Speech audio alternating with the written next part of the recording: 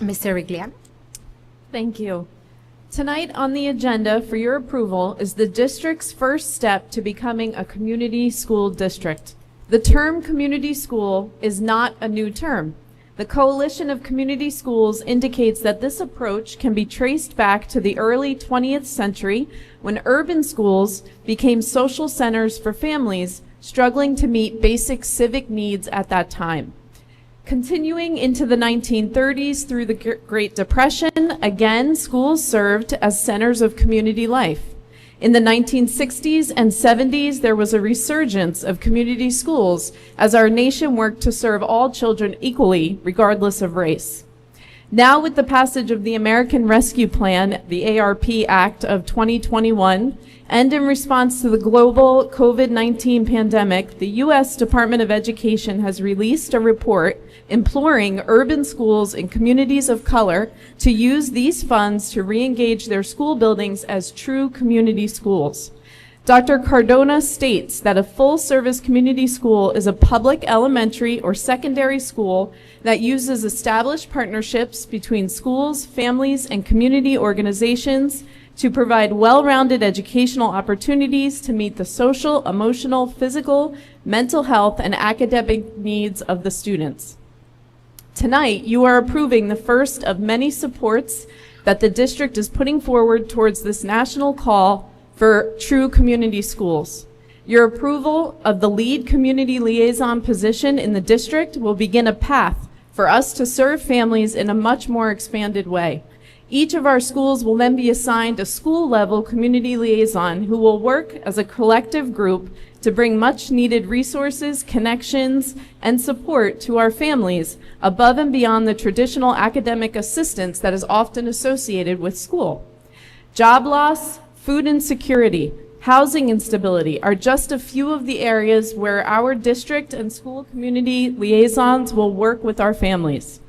Assisting a family to become more stable and more secure has tremendous results for the children in those homes. With increased parental and family stability, research shows that attendance patterns increase, student on-time grade progression trends upward, and results in a noticeable reduction in disciplinary referrals. This study I am referring to was conducted in New York City from 2015 to 2018. The Coalition for Community Schools has a partner's pledge to advocate for support the transformation of public schools into true community schools. Dr. McLaughlin and I will review this pledge, and should we see benefit for the district in making a public commitment to the Coalition of Community Schools, we will bring that back to the board in August for official approval. I can tell you it will be coming in August. We've already looked at it. Again, I want to reiterate that education is no longer just contained to academic subjects. The education of today and of the future has to look at the whole child and ensure that other needs are met before the student sits at their desk. Transitioning now to the expansion of curriculums on the agenda for approval tonight, I want to thank the supervisors and our district curriculum writers for the hours that they have spent together. This is going to be a busy 2 years for our district in terms of curriculum. There will be another round of curricular approvals in August. This concludes my report. Thank you. Brought to us by Big Brothers Big Sisters at no cost to the district other than a point person to assist the case manager that would work with our students in the district, which would probably be a guidance counselor at the high school. So this program is not for our highest achieving students at Dover High School. This program would be aimed towards students that would benefit from a long-term, sustained, consistent relationship with a mentor that they could follow as in their workplace. The mentoring would actually happen during the employee's hours.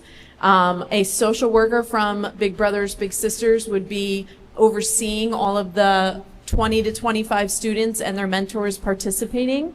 Mentors are fully vetted to ensure that they're complying with our criminal history and such. And the accounting firm that we would use is, and I'm sorry if I mispronounce it, it's Deloitte. Yeah.